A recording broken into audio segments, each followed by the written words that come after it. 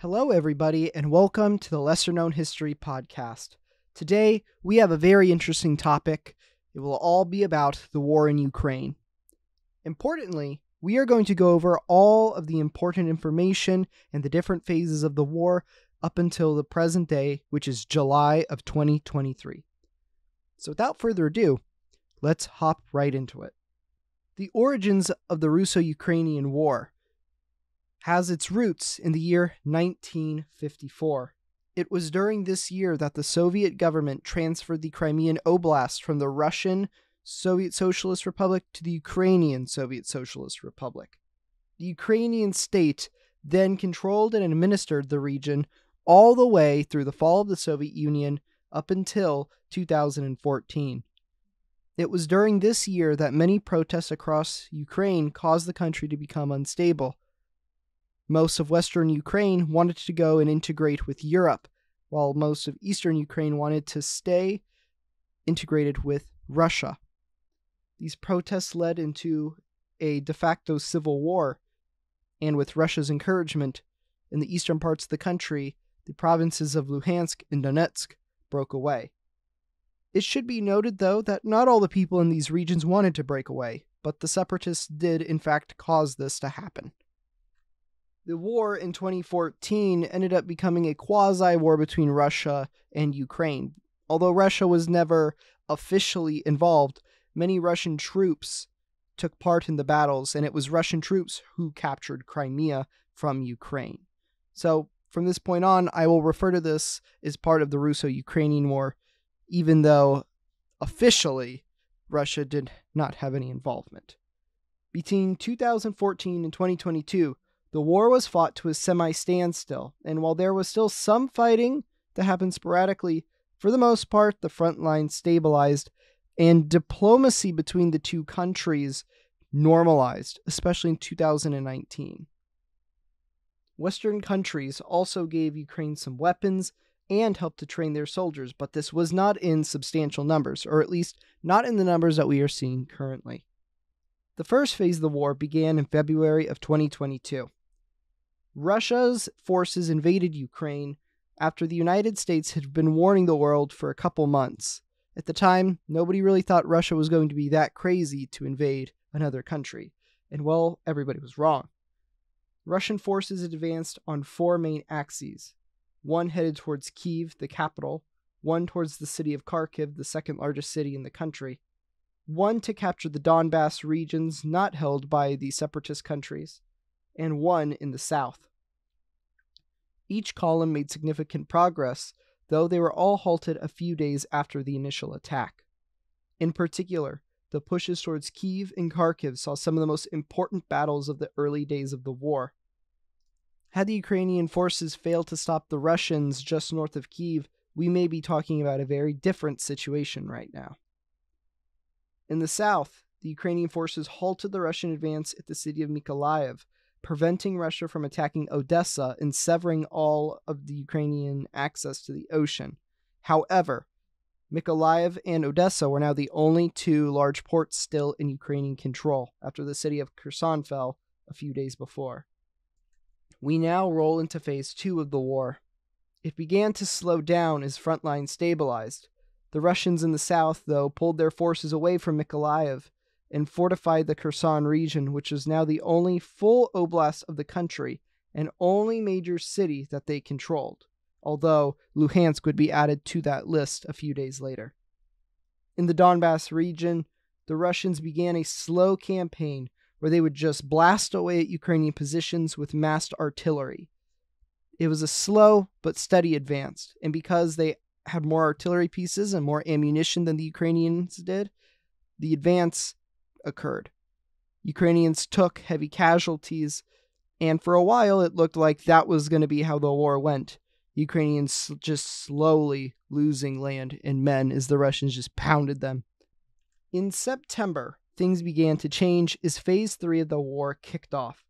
Ukraine launched 2 simultaneous counteroffensives. The offensive in Kherson was slow and grinding. The Russians redeployed forces to counter Ukraine from the northern part of the country because they did not think there was going to be an attack up there. Instead, The Ukrainians then launched a massive attack that broke through Russian lines very quickly.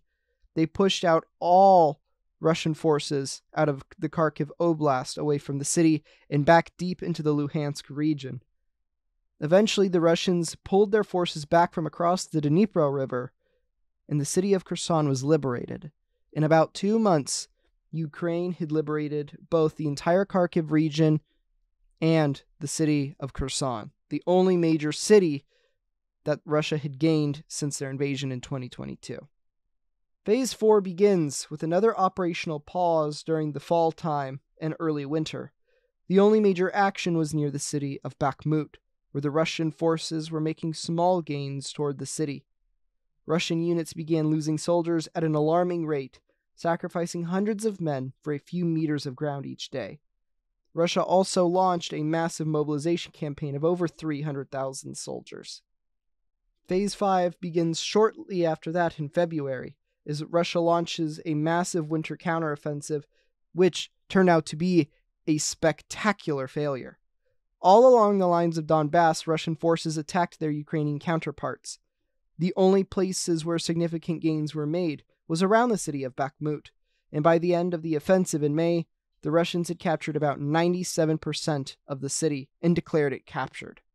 The Battle of Bakhmut gained the ominous title of being the bloodiest battle on the European continent since World War II. During this battle, the United States estimated that the casualty ratio was 5 Russians killed for every Ukrainian, and the Ukrainian government estimated that it was a 7-to-1 casualty ratio. Regardless of how truthful these statements are, the battle for Bakhmut, especially on the Russian side, was an extremely bloody affair. And for what? Not much at all. Bakhmut, before the war, was a city of about 80,000 people, but it held no significant strategic value. The value of Bakhmut became propaganda. Both sides wanted to hold on to it. It was either going to be a Verdun-style last stand, or, as the Russians called it, the capture of Berlin. Although, it should also be noted that some Russian commentators said that this was nowhere near the capture of Berlin. And for that, I would agree. This was nowhere near capturing Berlin in World War II. But I digress. Everything paused for a little bit between the months of May and June of 2023, and then Phase 6 of the war kicked off. The Ukrainian army launched a massive spring counteroffensive that, at the time of this recording, is still ongoing. The fog of war is yet to clear, and we are still not totally sure about the outcome of this offensive. Perhaps whenever you are listening to this, it will be done, and you will know how well this counteroffensive went, but I will go ahead and talk about what is going on right now. The Ukrainian military had new military units that were comprised of newly trained soldiers and new NATO standard equipment, including NATO main battle tanks, in particular the Leopard 2s. All of these tanks and soldiers and artillery pieces were trained and procured in the Western countries. Many were trained in Great Britain and Poland, and many of the battle tanks were donated from Germany and Poland, and a bunch of other European partners that I just don't have time to name.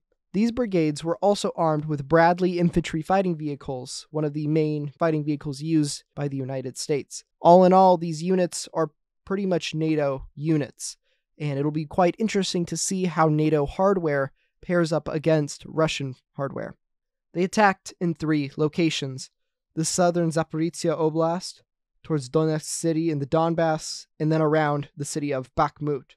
As of the recording of this podcast, the gains in the south and near Donetsk city have been very small, but the Russian lines around Bakhmut have been crumbling, as now the Ukrainian army has threatened to encircle the city that Russia spent 10 months capturing. It is also during this time that Wagner Group leader Yevgeny Prigozhin launched his coup/insurrection/ nobody really knows what it was. This had a destabilizing effect on Russia, although the overall outcome of this is still yet to be seen and felt. Perhaps in another 6 months we will really get a good idea of what exactly happened in Russia during the day that Prigozhin marched towards Moscow. But for now, the fog of war makes it to where we cannot really see its overall effects. Now that we have covered the different phases of the war, I would like to go over a few reflections and things that we have learned.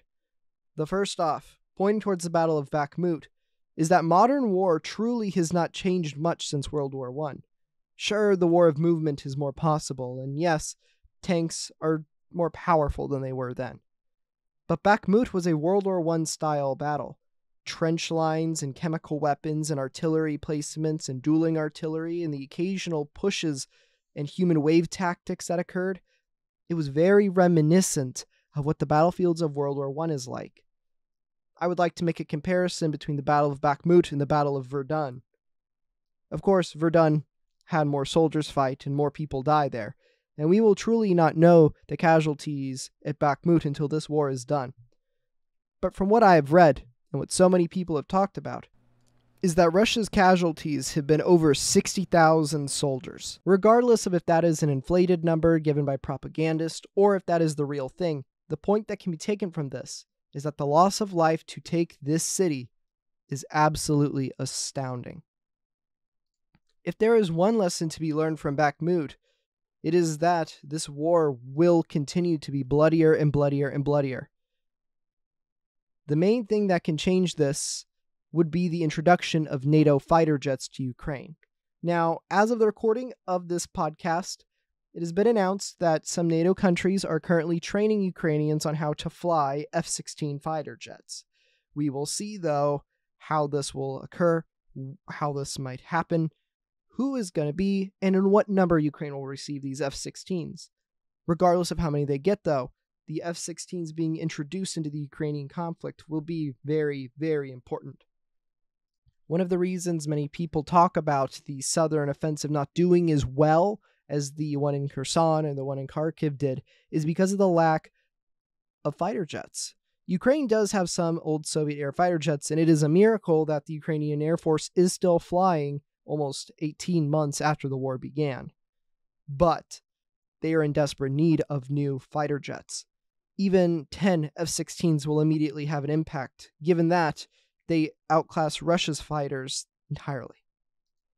Perhaps in the fall time, I can make another podcast episode talking about what is going on, and we will start to see the impact of those fighter jets. Now, what is the future of this conflict? I am very sure that this conflict will continue into 2024. There were many military analysts when this thing first started that said, well, they'll be lucky if they make it to 2024. The Ukrainians are not lucky.